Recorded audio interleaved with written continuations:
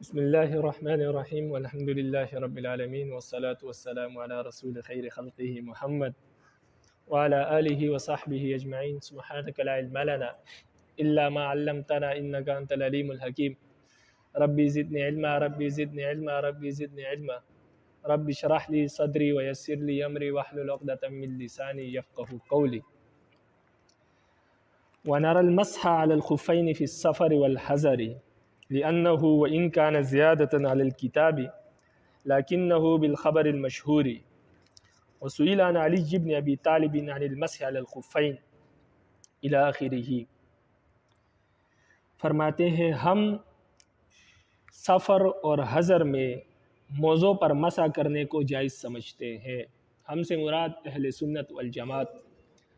اہل سنت والجماعت کون لوگ ہیں؟ تو اہل سنت والجماعت صحابہ اکرام کو اہل سنت والجماعت کہا جاتا تھا۔ تو صحابہ اکرام اور صحابہ اکرام کے پھر جو شاگرد ہیں تابعین اور اسی طرح تبع تابعین، جنہوں نے صحابہ اکرام کے عقائد کو اور ان کے نظریات کو لے کر چلے، اور پھر اس کے بعد اکابر آتے رہے، اسی طرح آتے آتے آج کے دور تک جو شوافع ہیں، احناف ہیں، حنبلی ہیں، مالکی ہیں، پاکستان میں علماء دیوبند ہیں، یہ سارے جو ہے اہل سنت والجماعت ہے۔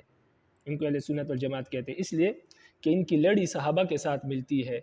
ہمارے ادنا سے ادنا طالب علم کی سند بھی جو ہے یہ یہاں سے شروع ہوتی ہے اور صحابہ اکرام اور پھر نبی علیہ السلام تک پہنچ جاتی ہے، اور ہم انہی عقائد کے اور انہی اعمال کے پیروکار ہیں، اسی کی اتباع کرتے ہیں جن عقائد کا اتباع اور جن عقائد کو صحابہ مانتے تھے، تابعین مانتے تھے، جو انہوں نے نبی علیہ السلام سے حاصل کیے تھے۔ اسی طرح ہم بھی انہی عقائد کو مانتے ہیں۔ ہمارے اور صحابہ کے عقائد میں کوئی فرق نہیں ہے اور اعمال میں بھی نہیں ہے، اس وجہ سے اہل سنت والجماعت کہتے ہیں۔ تو اہل سنت والجماعت میں 4 لوگ آتے ہیں: احناف، شافعی، حنبلی اور مالکی، یعنی امام مالک کے پیروکار، امام شافعی کے پیروکار اور امام احمد بن حنبل کے پیروکار، یہ اہل سنت والجماعت۔ ان کے ماں سوا جو روافظ ہے، معتزلہ ہے، خوارج ہے یا دیگر جو فرقے ہیں وہ اہل سنت والجماعت سے خارج ہے، کیونکہ ان کے عقائد اور صحابہ کے عقائد میں فرق ہے، شیعوں کے اور صحابہ کے عقائد میں فرق، اس لیے وہ اہل سنت والجماعت نہیں ہے۔ تو اسی طرح جو فرقہ بھی ایسا ہے کہ جن کے اور صحابہ اکرام کے عقائد میں فرق ہے تو وہ اہل سنت والجماعت سے خارج ہے۔ اور یہ عقائد آپ پڑھ رہے ہیں تو ان عقائد میں بہت سے آپ نے ایسے عقائد پڑھے کہ جن کا جو ہے منکر جو ہے وہ بدعتی ہوگا، اہل سنت والجماعت سے خارج ہوگا۔ اب یہاں پر اہل سنت والجماعت کے خصوصیات بیان کر رہے ہیں، تو خصوصیات میں سے فرماتے ہیں خصوصیت یہ بھی ہے اہل سنت والجماعت کی کہ وہ سفر اور حضر میں موضوع پر مسح کرنے کو جائز سمجھتے ہیں۔ اب یہ اصل میں فقہ کا مسئلہ ہے، فروعی مسئلہ ہے، لیکن اس کو عقائد کے کتاب میں ذکر کیا، اصول کے کتاب میں ذکر کیا، علم الکلام میں ذکر کیا۔ تو یہ سوال پہلے اس کا جواب مصنف دے چکے ہیں کہ اصل میں یہاں پر شارح نے کہا کہ یہاں پر مصنف کچھ ایسے مسائل بھی ذکر کریں گے جو فقہ سے تعلق رکھتے ہیں، لیکن اس کو اصول اور اس عقیدے کی کتاب میں اس لیے ذکر کریں گے کہ وہ اہل سنت والجماعت کی خصوصیت اور امتیاز ہے، اور دیگر جو فرق باطلہ ہے وہ اس کے قائل نہیں ہے، تو اس وجہ سے ان مسائل کو ذکر کیا جائے گا تاکہ اہل سنت والجماعت کی خصوصیات کا بھی علم ہو جائے، اور جن مسائل میں وہ ممتاز ہے اور فرق باطلہ سے ان کا اختلاف ہے تو ان مسائل کو بھی ذکر کر دیا جائے۔ اس لیے کہ اصول اور عقائد میں ایک بات یہ بھی ہے اصول عقائد کی کتابوں میں کہ فرق باطلہ کی تردید کی جائے، تو فرق باطلہ کی تردید یہاں پر ان مسائل میں فرق باطلہ اہل سنت والجماعت سے اختلاف رکھتے ہیں فروعی مسائل میں، تو اس لیے ان مسائل کا ذکر کر دیا تاکہ فرق باطلہ کی ان مسائل میں کیا ہو جائے، تردید ہو جائے کہ یہ وہ مسائل ہیں جن کو فرق باطلہ نہیں مانتے، اور ان مسائل میں اہل سنت والجماعت جو ہے ان کو امتیاز حاصل ہے، خصوصیت حاصل ہے۔ تو جن مسائل میں اہل سنت والجماعت کو خصوصیت حاصل ہے ان میں ایک مسئلہ یہ بھی ہے کہ اہل سنت والجماعت جو ہے یہ مسح علی الخفین یعنی موضوع پر مسح کرنے کو جائز سمجھتے ہیں، سفر میں بھی اور حضر میں بھی۔ اب قرآن مجید میں تو صرف پاؤں دھونے کا ذکر ہے، وضو میں مسح کا ذکر نہیں ہے، یہ تو حدیث میں آیا ہے، لیکن فرماتے ہیں کہ حدیث جو ہے جن احادیث میں مسح علی الخفین کا ذکر ہے وہ خبر مشہور ہے، وہ بہت سے صحابہ سے روایت ہے، تو وہ حدیث جو خبر مشہور ہو، جو بہت سے صحابہ سے ثابت ہو، تو اس حدیث کے ذریعے سے قرآن مجید پر زیادتی کرنا جائز ہے، یعنی قرآن مجید میں یہ حکم نہیں ہے، قرآن مجید میں صرف دھونے کا حکم ہے، موضع پر مسح کرنے کا حکم تو قرآن میں نہیں ہے۔ تو اگر آپ موضع پر مسح کرنے کو جائز سمجھتے ہیں تو گویا آپ قرآن مجید کے حکم پر زیادتی کر رہے ہیں۔ قرآن مجید نے صرف دھونے کی اجازت دی اور آپ موضع پر مسح کرنے کی بھی اجازت دے رہے ہیں، تو یہ تو قرآن مجید کے حکم پر زیادتی ہے۔ اور خبر واحد کے ذریعے سے قرآن مجید پر زیادتی جائز نہیں ہے، تو ہم فرماتے ہیں کہ نہیں، یہ خبر مشہور ہے، یہ بہت سے صحابہ سے مروی ہے اور صحابہ سے پھر بہت سارے تابعین نے اس کو روایت کیا ہے، تو اس وجہ سے یہ خبر واحد نہیں ہے، خبر مشہور ہے۔ اور خبر مشہور کے ذریعے قرآن مجید کے کسی حکم میں زیادتی کرنا جائز ہے، کہ قرآن مجید نے دھونے کا حکم دیا لیکن حدیث کے ذریعے سے ہم موضع پر مسح کرنے کے جائز کا بھی حکم دے دیتے ہیں۔ اگر کوئی نہیں دھو سکتا اور موزے پہنے ہوئے ہیں تو اس صورت میں وہ بے شک نہ دھوئے، موضوع پر مسح کر لے، تو یہ بھی جائز ہے، لیکن یہ خبر مشہور ہے، خبر مشہور کے ذریعے سے قرآن مجید پر زیادتی ہو سکتی ہے۔ اب وہ کون سی احادیث ہے جس سے مسح علی الخفین جائز معلوم ہوتا ہے، اس کا جواز معلوم ہوتا ہے، یعنی وہ کون سی احادیث ہے جن احادیث سے موضوع پر مسح کرنے کا جواز ہمیں معلوم ہوتا ہے کہ موضوع پر مسح کرنا جائز ہے؟ تو سب سے پہلے حدیث یہ ہے کہ حضرت علی رضی اللہ تعالیٰ عنہ سے موضوع پر مسح کرنے کے متعلق پوچھا گیا تو انہوں نے کہا کہ نبی علیہ السلام نے مسافر کے لیے 3 دن اور 3 راتیں موضوع پر مسح کرنے کی اجازت دی ہے اور مقیم کے لیے 1 دن اور 1 رات موضوع پر مسح کرنے کی اجازت دی ہے۔ اور اسی طرح ابوبکر رضی اللہ تعالیٰ عنہ سے روایت ہے، وہ نبی علیہ السلام سے روایت کرتے ہیں کہ نبی علیہ السلام نے مسافر کے لیے 3 دن اور 3 راتیں موضوع پر مسح کرنے کی اجازت دی اور مقیم کے لیے 1 دن اور 1 رات موضوع پر مسح کرنے کی اجازت دی۔ مقیم سے مراد جو اپنے شہر، اپنے گھر میں رہ رہا ہے، سفر میں نہیں ہے، تو اس کے لیے 1 دن 1 رات، جبکہ وہ موزے اس حال میں پہنے کہ پہلے وضو کرے اور پھر موزے پہنے، یعنی پہلے پاؤں دھوئیں پھر موزے پہنے، تو پھر ان موضوع پر اگر وہ مسافر ہے 3 دن اور 3 راتیں مسح کر سکتا ہے، اور اگر مقیم ہے تو 1 دن اور 1 رات تک اس کی اجازت ہے کہ وہ مسح کر سکتا ہے۔ باقی تفصیل آپ نے فقہ کی کتابوں میں ہدایہ میں پڑھ لیں گے۔ اسی طرح حسن بصری رحمہ اللہ فرماتے ہیں، جو کہ کبار تابعین میں سے ہے، فرماتے ہیں کہ میں 70 صحابہ سے ملا ہوں اور سب کے سب صحابہ جو ہیں 70 کے 70 صحابہ موضوع پر مسح کرنے کے قائل تھے۔ اسی طرح امام ابو حنیفہ رحمہ اللہ فرماتے ہیں کہ میں اس وقت تک موضوع پر مسح کرنے کا قائل نہیں ہوا جب تک کہ میرے پاس روز روشن کی طرح دلائل نہ آئے، یعنی اتنی کثیر دلائل آ گئے جس سے بالکل حقیقت بالکل واضح ہو گئی، جس طرح کہ دن میں انسان کو سب کچھ نظر آتا ہے، اس طرح اور ہر چیز واضح دکھائی دیتی ہے، تو ان احادیث کی اور ان دلائل کی روشنی میں مجھے یہ مسئلہ بالکل واضح طور پر نظر آنے لگا کہ یہ مسئلہ جائز ہے۔ فرمایا کہ میں اس وقت تک موضوع پر مسح کرنے کا قائل نہیں تھا جب تک کہ میرے پاس ایسے دلائل نہیں آئے جو دن کو روشن کر دیتے ہیں، روز روشن کی طرح دلائل نہ آئے، یعنی ایسے دلائل آگے جنہوں نے، اور اتنی کثیر تعداد میں آگے جنہوں نے اس مسئلے کو بالکل دن کی طرح روشن کر دیا، اور پھر میں اس مسئلے کا موضوع پر مسح کرنے کا قائل ہوا، یعنی جب تک میرے پاس کثیر تعداد میں دلائل نہ آئے، صحابہ اکرام سے احادیث نقل ہو کر میرے پاس نہیں آئی، تب تک میں اس کا قائل نہیں تھا۔ تو اس سے معلوم ہوا کہ امام صاحب کئی دلائل کے بعد اس مسئلے کے قائل ہوئے، تو اس کا مطلب یہ ہے کہ اس مسئلے میں کافی سارے دلائل اور احادیث موجود ہیں۔ اسی طرح امام کرخی رحمہ اللہ فرماتے ہیں کہ مجھے اس شخص کے کافر ہونے کا خوف ہے جو موضوع پر مسح کرنے کو جائز نہیں سمجھتا، یعنی یہ حدیثیں اتنی کثیر تعداد میں ہیں کہ جو حد تواتر تک پہنچتی ہے، اور اگر حد تواتر تک کوئی بات پہنچ جائے اور پھر اس کا کوئی انکار کرے تو وہ کافر ہو جاتا ہے۔ تو امام کرخی فرماتے ہیں کہ میرے نزدیک تو گویا موضوع پر مسح کرنے کی جو حدیث ہے وہ تواتر تک پہنچی ہے، اس لیے میرے نزدیک تو یہ ہے کہ جو شخص موضوع پر مسح کرنے کا قائل نہیں ہے، مجھے تو خوف ہے کہ کہیں وہ کافر تو نہیں ہو گیا ہے، تو اس لیے موضوع پر مسح کرنا جو ہے یہ اہل سنت والجماعت کی خصوصیت ہے، اور یہ بالکل ثابت ہے احادیث سے، بلکہ تواتر کی حد تک ثابت ہے۔ مشہور ہونے میں تو کوئی کلام ہی موجود نہیں ہے، لیکن یہ تواتر سے ثابت ہے یا نہیں، تو بعض علماء کے نزدیک تواتر سے ثابت ہے، تو جن کے نزدیک تواتر سے ثابت ہے مسح الخفین کا مسئلہ، تو ان کے نزدیک تو گویا جو شخص اس کا منکر ہے وہ حالت کفر میں چلا جائے گا، کافر ہو جائے گا۔ وبالجملۃ فرماتے ہیں کہ خلاصہ کلام یہ ہے ان تمام روایات کا جو ہم نے روایت کی، اس کے علاوہ بھی دیگر روایتیں موجود ہیں مسح الخفین کے بارے میں، موضوع پر مسح کرنے کے بارے میں، لیکن خلاصہ کلام یہ ہے کہ جو شخص موضوع پر مسح کرنے کا قائل نہیں ہے وہ بدعتی ہے، وہ اہل سنت والجماعت میں سے نہیں ہے۔ اسی لیے جو روافض ہے یعنی شیعہ اور خوارج، یہ دونوں جو ہے یہ موضوع پر مسح کرنے کے قائل نہیں ہیں، یہ موضوع پر مسح کرنے کو جائز نہیں سمجھتے، اس لیے یہ اہل سنت والجماعت سے خارج ہے اور اہل بدعت میں سے ہے۔ لیکن ان کے اور بھی بہت سارے ایسے عقائد ہیں جن کی وجہ سے یہ بدعت سے نکل کر حد کفر تک پہنچ گئے ہیں اور یہ اسلام سے خارج ہو گئے ہیں، کافر ہیں۔ تو بہت سارے مسائل ہیں پھر ان میں سے، لیکن شیعوں کے بھی بہت ساری فرقے ہیں جن میں سے بعض فرقے ایسے ہیں کہ جن کے عقائد حد کفر تک نہیں پہنچے، لیکن وہ پاکستان میں نہیں پائے جاتے یا بہت کم ہے، وہ دیگر ممالک میں پائے جاتے ہیں، ان کو تفضیلی شیعہ کہتے ہیں۔ تو بہرحال خلاصہ کلام یہ ہے کہ جو شخص موضوع پر مسح کرنے کا قائل نہیں ہے وہ اہل بدعت میں سے ہے، اہل سنت والجماعت میں سے نہیں ہے۔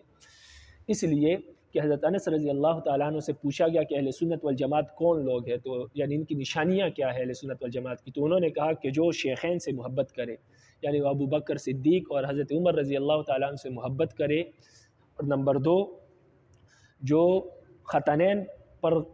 ختنین کے بارے میں طعن و تشنیع نہ کرے، گستاخی نہ کرے، یعنی حضرت عثمان اور حضرت علی کی گستاخی نہ کرے، اور موضوع پر مسح کرنے کو جائز سمجھے، تو یہ اہل سنت والجماعت ہے۔ یعنی صحابہ کرام کے بارے میں ان سے پوچھا گیا کہ صحابہ کرام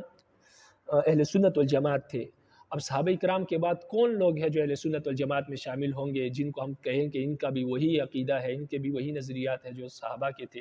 تو فرمایا کہ ان میں 3 نشانیاں پائی جاتی ہے، وہ شیخین سے محبت کرتے ہیں، ابو بکر اور عمر سے، اور ختنین یعنی جو 2 داماد ہیں نبی علیہ السلام کے، حضرت عثمان اور حضرت علی، ان کے شان میں گستاخی نہیں کرتے اور موضوع پر مسح کرنے کو جائز سمجھتے ہیں۔ تو اس سے معلوم ہوا کہ جو شخص موضوع پر مسح کرنے کو جائز نہیں سمجھتا وہ اہل سنت والجماعت کا حصہ نہیں ہے، اس لیے کہ صحابہ اس کے قائل تھے اہل سنت موضوع پر مسح کرنے کے۔ بعض روایت سے یہ بات معلوم ہوتی ہے کہ بعض صحابہ موضوع پر مسح کرنے کے قائل نہیں تھے، لیکن ان کو اس مسئلے کے علم نہیں تھا، بعد میں جب علم ہوا تو انہوں نے اپنے اس مسئلے سے رجوع کیا اور بعد میں وہ موضوع پر مسح کرنے کے قائل ہو گئے، جن میں ابن عباس اور ابو ہریرہ رضی اللہ تعالیٰ عنہ وغیرہ حضرات تھے، لیکن یہ شروع میں قائل نہیں تھے، بعد میں جب ان کو معلوم ہوا، نبی علیہ السلام کی حدیث ان تک پہنچی، تو پھر یہ بعد میں قائل ہو گئے اور اپنے اس مسلک سے انہوں نے رجوع کر لیا اور بعد میں یہ مسح علی الخفین کے قائل ہو گئے۔ تو اس لیے تمام صحابہ جو ہے وہ مسح علی الخفین کے قائل تھے، اس لیے حضرت انس فرماتے ہیں کہ یہ صحابہ کا مسئلہ ہے متفقہ کہ مسح علی الخفین جو ہے وہ جائز ہے، اس لیے جو شخص اہل سنت والجماعت میں سے وہی شخص ہو سکتا ہے جو مسح علی الخفین کا قائل ہو، موضوع پر مسح کرنے کا قائل ہو۔ اب آپ کتاب کو دیکھیں، فرماتے ہیں وَنَرَى الْمَسْحَ عَلَى الْخُفَّيْنِ فِي السَّفَرِ وَالْحَضَرِ، اور ہم مسح علی الخفین کو جائز سمجھتے ہیں سفر اور حضر میں، لِأَنَّهُ اس وجہ سے وَإِنْ كَانَ زِيَادَةً عَلَى الْكِتَابِ اگرچہ یہ کتاب اللہ پر زیادتی ہے، لیکنہ بالخبر المشہور، لیکن مسح علی الخفین جو ہے وہ خبر مشہور سے ثابت ہے اور خبر مشہور کے ذریعے سے کتاب اللہ پر زیادتی جائز ہے۔ وَسُئِلَ عَنْ عَلِيِّ بْنِ أَبِي طَالِبٍ عَنِ الْمَسْحِ عَلَى الْخُفَّيْنِ، اور علی بن ابی طالب رضی اللہ تعالیٰ عنہ سے مسح علی الخفین کے بارے میں پوچھا گیا، فقال تو انہوں نے جواب دیا کہ جعل رسول اللہ صلی اللہ علیہ وسلم 3 ایام ولیالیہا للمسافر ویوما ولیلۃ للمقیم، نبی علیہ السلام نے 3 دن اور 3 راتیں مسافر کو اجازت دی ہے موضوع پر مسح کرنے کی، اور 1 دن اور 1 رات کی اجازت دی مقیم کے لیے۔ وروى ابو بکر عن رسول اللہ صلی اللہ علیہ وسلم، اور ابو بکر رضی اللہ تعالیٰ عنہ نے رسول اللہ صلی اللہ علیہ وسلم سے یہ روایت کی ہے کہ انہ قال، کہ نبی علیہ السلام نے فرمایا، ابو بکر فرماتے ہیں کہ رخص للمسافر 3 ایام ولیالیہن، نبی علیہ السلام نے مسافر کو 3 دن اور 3 رات کی رخصت دی موضوع پر مسح کرنے کی، وللمقیم یوم ولیلہ، اور مقیم کو 1 دن اور 1 رات کی رخصت دی۔ کب؟ اذا تطہر فلبس خفیہ، جب کہ وہ پاکی حاصل کرے یعنی وضو کرے، فلبس خفیہ، اور پھر موضوع کو پہنے، تو ان کو اجازت دی 3 دن اور 3 رات کی، اور مقیم کو 1 دن اور 1 رات کی، جب کہ یہ پاکی حاصل کرے یعنی وضو کرے اور موزے پہنے، تو اجازت اس بات کی دی کہ یمسح علیہما، کہ وہ موضوع پر مسح کر سکتا ہے، مسافر 3 دن اور 3 رات کر سکتا ہے اور مقیم 1 دن اور 1 رات۔ وقال الحسن البصری، اور امام حسن بصری رحمہ اللہ فرماتے ہیں ادرکت 70 نفرا من الصحابہ یرون المسح علی الخفین، امام حسن بصری فرماتے ہیں کہ میں 70 صحابہ سے ملا ہوں، یرون المسح علی الخفین، وہ سارے کے سارے صحابہ مسح علی الخفین کو جائز سمجھتے تھے، اس کے قائل تھے۔ ولہذا قال ابو حنیفہ، ان تمام دلائل کی وجہ سے امام ابو حنیفہ رحمہ اللہ فرماتے ما قلت بالمسح علی الخفین حتی جاءنی فیہ مثل ضوء النہار۔ امام ابو حنیفہ رحمہ اللہ فرماتے ہیں میں اس وقت موضوع پر مسح کرنے کا قائل نہیں ہوا جب تک کہ میرے پاس روز روشن کی دلائل اس بارے میں نہ آ گئے، جب اتنے دلائل آ گئے تو پھر میں اس کا قائل ہو گیا۔ وقال الکرخی، اور امام کرخی رحمہ اللہ فرماتے ہیں اخاف الکفر علی من لا یری المسح علی الخفین، امام کرخی فرماتے ہیں کہ مجھے اس شخص کے کفر کا خوف ہے جو مسح علی الخفین کو جائز نہیں سمجھتا۔ کیوں؟ لأن الآثار التي جاءت فيه في حیز التواتر، اس لیے کہ اس معاملے میں جو احادیث مروی ہے وہ حد تواتر تک پہنچتی ہے، اس وجہ سے مجھے خوف ہے اس شخص کے کفر کا جو کہ مسح علی الخفین کو جائز نہیں سمجھتا۔ وبالجملۃ، خلاصہ کلام یہ ہے کہ من لا یری المسح علی الخفین فهو من اہل البدع، جو شخص مسح علی الخفین کو جائز نہیں سمجھتا وہ اہل بدعت میں سے ہے۔ حتی سئل انس بن مالک عن السنۃ والجماعہ، یہاں تک کہ انس بن مالک رضی اللہ تعالیٰ عنہ سے اہل سنت والجماعت کے بارے میں پوچھا گیا کہ کون لوگ ہیں اہل سنت والجماعت، فقال، تو انہوں نے جواب دیا ان تحب الشیخین، اہل سنت والجماعت یہ ہے کہ تو شیخین سے محبت کرے، یعنی ابو بکر اور عمر سے، ولا طعن فی الختانین، اور دامادوں کے بارے میں طعن و تشنیع نہ کرے، گستاخی نہ کرے، یعنی حضرت عثمان اور حضرت علی کے بارے میں۔ وتمسح علی الخفین، اور تو موضوع پر مسح کرے، تو یہ تین باتیں جس میں ہے وہ اہل سنت والجماعت کا حصہ ہے۔ ولا نحرم نبیذ التمر وهو ان ينبذ تمر او زبیب فی الماء فیجعل فی ایداء من الخصف فیحدث فیه لزع كما فی الفقاع كأنه نهی عن ذلك فی بدء الاسلام۔ یہاں سے ایک اور مسئلہ ذکر کرتے ہیں جس میں روافض کا یعنی شیعوں کا اختلاف ہے اور اہل سنت والجماعت اس کو جائز سمجھتے ہیں، وہ ہے نبیذ تمر کا مسئلہ، نبیذ کا مسئلہ۔ نبیذ کسے کہتے ہیں؟ تو نبیذ کہتے ہیں کہ کھجوروں کو یا کشمش کو پانی میں ڈال دیا جائے اور پھر اس پانی میں کچھ مٹھاس آ جائے اور کچھ تیزی آ جائے،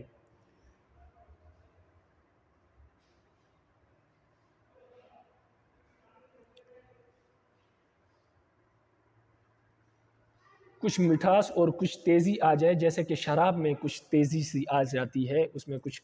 کڑوا پن سا آ جاتا ہے، لیکن اس میں نشہ پیدا نہ ہو،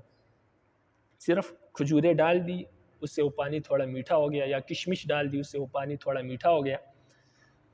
کچھ دیر کے لیے، یعنی رات کو ڈال دی، 2-3 دن کے لیے ڈال دی، یا رات کو ڈال دی صبح کھا لی، تو بہرحال کشمش یا کھجور پانی میں ڈال لے اور اس کشمش اور پانی کا اثر جو ہے، اس کشمش اور کھجور کا اثر اس پانی میں ظاہر ہو جائے تو اس کو نبیذ کہتے ہیں۔ کیونکہ عرب میں پانی کھارا ہوتا تھا تو اس وقت وہ پھر اس میں کھجوریں ڈال لیتے تھے یا کشمش ڈال لیتے تھے، اور اس میں طاقت بھی بہت ہوتی ہے، اس لیے جو ہے مٹی کے برتن میں پانی لیا جائے، اس میں کھجوریں ڈال دی جائے یا کشمش ڈال دی جائے کچھ دنوں کے لیے، اور پھر اس پانی میں کھجوروں کا اور کشمش کا کچھ ذائقہ آ جائے اور کچھ کڑوا پن سا آ جائے، کچھ تیزی سی آ جائے اس میں، جیسے کہ شراب میں آتی ہے کڑوا پن سا، تو اس کو کشمش کہتے ہیں۔ ابتدائی اسلام میں جو ہے یہ نبیذ تمر اس کی اجازت نہیں تھی، نبیذ پینے کی اجازت نہیں تھی، نبیذ حرام تھا ابتدائی اسلام میں، اس لیے کہ ابتدائی اسلام میں نبی علیہ السلام نے شراب کو جب حرام قرار دیا تو ساتھ نبیذ کو بھی حرام قرار دیا، تاکہ ان لوگوں کی بالکل شراب سے نفرت پیدا ہو جائے اور شراب کی جو محبت ہے بالکل ان کے دلوں سے نکل جائے، اس لیے نبیذ وغیرہ ان تمام چیزوں کو حرام قرار دیا۔ اور دوسری وجہ یہ تھی حرام قرار دینے کی کہ جب شراب کو حرام قرار دیا ابتدائی اسلام میں، تو اس وقت جن گھڑوں میں شراب بنائی جاتی تھی یا جو برتن ان کے پاس موجود تھے اس میں شراب بنائی جاتی تھی، تو یہ لوگ انہی برتنوں میں نبیذ بھی بناتے تھے، تو اگر ان کو نبیذ کی اجازت دے دی جاتی اس وقت تو یہ انہی برتنوں میں نبیذ بناتے، اور ان برتنوں میں کیونکہ شراب کافی عرصہ ان برتنوں میں شراب بنائی گئی تھی تو ان برتنوں میں شراب کے کچھ آثار موجود تھے، تو اگر یہ اس میں نبیذ بناتے تو اس میں شراب کا اثر آ جاتا، اس لیے ابتدائی اسلام میں نبیذ کو بھی حرام قرار دے دیا۔ جب کافی عرصہ گزرا اور ان برتنوں میں شراب کا جو اثر تھا وہ بالکل ختم ہو گیا، تو بعد میں پھر نبیذ تمر کی اجازت دے دی۔ اور اسی طرح جب مسلمانوں کے دلوں میں شراب کی نفرت بیٹھ گئی اور شراب کی محبت دلوں سے نکل گئی، تو پھر نبی علیہ السلام نے نبیذ کی اجازت دے دی، کیونکہ پھر معلوم تھا نبی علیہ السلام کو کہ اب یہ نبیذ سے شراب کی طرف نہیں جائیں گے، اس لیے پھر نبیذ کی اجازت دے دی، لیکن ابتدائی اسلام میں یہ جائز نہیں تھا۔ تو بہرحال اہل سنت والجماعت جو ہے وہ نبیذ کو جائز سمجھتے ہیں اور اس کو پیتے ہیں، اور صحابہ سے بھی اس کا پینا ثابت ہے، حضرت علی رضی اللہ عنہ اس کو شوق سے پیا کرتے تھے۔ لیکن جو روافض ہے یعنی شیعہ، وہ اس کو جائز نہیں سمجھتے، وہ اس کو حرام سمجھتے ہیں۔ اس وجہ سے مصنف نے یہاں پر یہ مسئلہ ذکر کیا، حالانکہ یہ مسئلہ فقہ کا مسئلہ ہے، عقائد کا نہیں ہے، لیکن مصنف نے یہاں ذکر کیا اس لیے کہ یہ بھی اہل سنت والجماعت کی خصوصیت ہے، اور اس میں روافض کا اختلاف ہے اہل سنت والجماعت کے ساتھ، اس لیے یہ ذکر کیا، ایک تو اہل سنت والجماعت کی خصوصیت ظاہر ہو جائے، اور دوسری فرق باطلہ میں سے جو روافض ہیں ان کی تردید ہو جائے۔ لیکن یہ نبیذ اس وقت تک حلال ہے جب تک کہ اس میں نشہ پیدا نہ ہو۔ اگر یہ اتنی دیر اس میں کھجوریں رکھی گئی یا کشمش رکھی گئی پانی میں کہ اس سے جاگ بننے لگی اور اس میں نشہ پیدا ہو گیا، تو پھر ایسی صورت میں وہ شراب بن گئی گویا، اور شراب کا ایک قطرہ بھی حرام ہے، اور زیادہ پینا بھی حرام ہے، اور تھوڑا پینا بھی حرام ہے۔ تو اگر نبیذ میں نشہ آ جائے تو ایسی صورت میں یہ شراب بن جائے گی، اور پھر اس کا پینا جائز نہیں ہے۔ تو نشہ پیدا ہونے سے پہلے جو نبیذ ہے وہ پینا جائز ہے، لیکن اگر کھجورے یا کشمش زیادہ عرصے تک اس میں رہی پانی میں تو اس سے پھر نشہ پیدا ہو جائے گا، اور پھر یہ جائز نہیں ہے۔ تو نبیذ حلال ہے، اس کا پینا جائز ہے، لیکن جب تک کہ اس میں نشہ پیدا نہ ہو۔ اگر نشہ پیدا ہو جائے تو پھر یہ شراب بن گئی گویا، پھر اس کا پینا جائز نہیں ہے۔ اور نبیذ اتنی زیادہ پینا بھی جائز نہیں ہے کہ جس سے نشہ آ جائے انسان کو، یعنی بعض اوقات نبیذ اگر تھوڑی پیے تو اس سے، یا درمیانے درجے تک پیے تو اس سے کوئی فرق نہیں پڑتا، لیکن بعض اوقات جب نبیذ زیادہ پی جائے تو اس سے انسان کے دماغ پر چڑھ جاتی ہے، اس سے انسان کو نشہ آ جاتا ہے۔ اس لیے علماء نے منع کیا ہے کہ جو جائز نبیذ ہے جس میں نشہ نہیں ہوتا، لیکن اگر وہ کوئی شخص اتنی پی لے جس سے نشہ پیدا ہو جائے تو تب بھی اتنا پینا اس کا جائز نہیں ہے، اتنی مقدار نبیذ کی پینا جائز ہے جس سے نشہ پیدا نہ ہو۔ یہ اس نبیذ کی بات ہے جس میں نشہ پیدا نہ ہوا ہو، لیکن جس نبیذ میں نشہ پیدا ہو گیا تو وہ جائز نہیں ہے۔ اب زیادہ پینے سے نشہ اس لیے آ جاتا ہے کہ اس میں پانی میں اس کھجوروں کا اور ان کشمش کا کچھ ذائقہ آ جاتا ہے اور کچھ تیزی آ جاتی ہے، تو اس تیزی کی وجہ سے بعض اوقات جو ہے وہ تیزی آ جاتی ہے، تو اس تیزی کی وجہ سے بعض اوقات جب نبیذ زیادہ پی جائے تو اس میں نشہ آ جاتا ہے، انسان پر نشہ چڑھ جاتا ہے۔ اس وجہ سے نبیذ اتنی زیادہ نہیں پینی چاہیے کہ اس میں انسان کو نشہ آ جائے۔ باقی اگر نبیذ میں تھوڑا سا بھی نشہ پیدا ہو گیا ہے تو وہ شراب بن گئی ہے گویا، اب اس کا پینا جائز نہیں ہے۔ تھوڑا یا زیادہ پینا، تھوڑا پینا بھی اس کا جائز نہیں ہے اور زیادہ پینا بھی اس کا جائز نہیں ہے، لیکن جس نبیذ میں نشہ پیدا نہیں ہوا ہے وہ تھوڑی پی سکتے ہیں، زیادہ پینا اس کا جائز نہیں ہے۔ کتاب کو دیکھیں، فرماتے ہیں وَلَا نَحْرَمُ نَبِيذَ التَّمْرِ، فرماتے ہیں کہ ہم یعنی اہل سنت والجماعت کھجور کی نبیذ کو حرام نہیں سمجھتے، یعنی ہمارے نزدیک کھجور کی نبیذ جو ہے وہ حلال ہے۔ نبیذ کسے کہتے ہیں؟ وَهُوَ أَن يُنبَذَ تَمْرٌ، وہ یہ ہے کہ چھوارے یا کھجور جو بھی ہے، چھوارے یا کھجور جو ہے وہ پانی میں، چھوارے یا کھجور، او زبیب یا انگور کشمش، فی الماء پانی میں ڈال دیا جائے، چھوارے یا انگور یعنی کشمش پانی میں ڈال دی جائے، فَيُجْعَلُ فِي إِنَاءٍ مِّنَ الْخَزَفِ، اور وہ پانی جو ہے وہ مٹی کے برتن میں ڈال دیا جائے، یعنی مٹی کے برتن میں پانی ڈالا جائے اور اس میں کھجورے یا کشمش ڈال دی جائے، فَيَحْدُثُ فِيهِ لَزْعٌ، اور پھر اس پانی میں کچھ تیزی آ جائے، كَمَا فِي الْفَقَاعِ، جیسے کہ شراب میں تیزی آ جاتی ہے، یعنی اس میں کچھ کڑوا پن سا آ جائے جیسے شراب میں آتا ہے، تو اس کو نبیذ کہتے ہیں۔ كَأَنَّهُ نُهِيَ عَنْ ذَلِكَ فِي بَدْءِ الْإِسْلَامِ، اس نبیذ سے ابتدائی اسلام میں منع کیا گیا تھا، یعنی اس کے پینے سے منع کیا گیا تھا، یہ ابتدائی اسلام میں حرام تھی۔ لما كانت الجرار و اوان الخمور، اس لیے کہ اس وقت جو مٹکے تھے یا جو برتن تھے وہ شراب کے تھے، یعنی اس میں کافی عرصے تک شراب بنائی گئی تھی، تو شراب حرام کی قرار دی گئی، تو ساتھ نبیذ کو بھی حرام قرار دی جائے، اس لیے کہ اگر نبیذ کو جائز قرار دیتے تو لوگ انہی برتنوں میں جن میں پہلے شراب بناتے تھے اس میں نبیذ بنانا شروع کر دیتے، اور ان برتنوں میں شراب کے اثرات موجود تھے، اس وجہ سے نبیذ کو بھی حرام قرار دے دیا۔ پھر جب ان برتنوں سے اثر وغیرہ شراب کا ختم ہو گیا تو پھر اس کی اجازت دی گئی۔ تو بہرحال فرماتے ہیں کہ ابتدائی اسلام میں اس سے منع کیا گیا تھا اس لیے کہ برتن اور گڑے جو تھے وہ شراب کے تھے اس وقت۔ ثم نسخ، پھر یہ حکم منسوخ ہو گیا، فعدم تحریمی، پھر یہ حکم منسوخ ہو گیا، یعنی پھر اس کے پینے کی اجازت دے دی گئی نبیذ کی۔ فعدم تحریمہ من قواعد اہل سنت والجماعہ، تو لہٰذا نبیذ کو حرام نہ جاننا یہ بھی اہل سنت والجماعت کے عقائد میں سے ہے اور اصولوں میں سے ہے۔ تو اہل سنت والجماعت کے اصولوں میں سے یہ ہے کہ وہ نبیذ کو حلال سمجھتے ہیں، خلاف للروافض، روافض اور شیعہ، یعنی شیعہ کے اس میں اختلاف ہے، لیکن یعنی شیعہ کے اس میں اختلاف ہے، وہ نبیذ کو جائز نہیں سمجھتے۔ وَهَذَا بِخِلَافِ مَا إِذَا اشْتَدَّ وَصَارَ مُسْكِرًا، فرماتے ہیں کہ یہ اس وقت ہے جب تک کہ اس میں تیزی پیدا نہ ہو اور وہ نشاور نہ ہو۔ اگر اس میں تیزی آ جائے، یعنی نبیذ جاگ پھینکنے لگے، یعنی وہ اتنی دیر اس میں کھجورے یا کشمش پڑی رہے کہ پھر اگر اس کو ہلائے تو اس میں جاگ پیدا ہونے لگے، جیسے کہ پیپسی یا کوئی بوتل ہوتی ہے جس میں گیس ہوتی ہے، اگر اس کو آپ ہلائے تو اس سے جاگ بنتی ہے،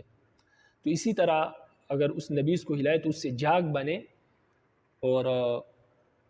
وہ نشاور ہو، اس میں نشہ بھی پیدا ہو جائے، تو ایسی صورت میں پھر وہ جائز نہیں ہوگی۔ تو فرماتے ہیں کہ یہ اس وقت تک ہے، وَهَذَا بِخِلَافِ، یہ اس کے برخلاف ہے کہ مَا إِذَا اشْتَدَّ وَصَارَ مُسْكِرًا، جب کہ اس میں تیزی آ جائے اور وہ نشاور ہو جائے۔ فإن القول، اس وجہ سے کہ فإن القول بحرمت قلیلہ و کثیرہ،